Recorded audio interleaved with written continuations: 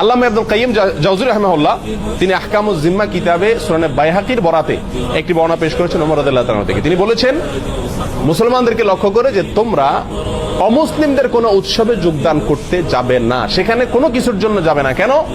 কারণ যখন আল্লাহর জমিনে কোনো আল্লাহর অবাধ্যতা হয়, শিরকের কোনো আয়োজন হয়, তখন ওই জায়গাতে আল্লাহর লানত এবং গজব বর্ষণ হতে থাকে। ওই জায়গায় গেলে সে লানত এবং গজবে তোমাকেও পেয়ে বসবে, বিধায় সেখানে যেও না।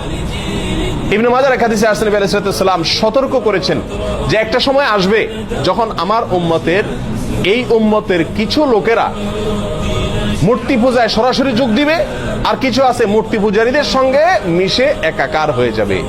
আজ তার বাস্তব নমুনা আমরা দেখতে পাচ্ছি। দুর্গা পূজাতে বহু মুসলিমরা চেহারা দেখাতে চলে যায় এবং তথাকথিত উদারতা দেখাতে চলে যায়। উদারতার কথা বলি আমরা, যে তারটা করুক, ঠিক আছে, তাই বলে তারটাতে আমার মিশে যাওয়ার কোনো প্রশ্ন ওঠে না, কারণ তার সঙ্গে আমার বিরোধ আছে। বিরোধ থাকলেও উদার থাকবে।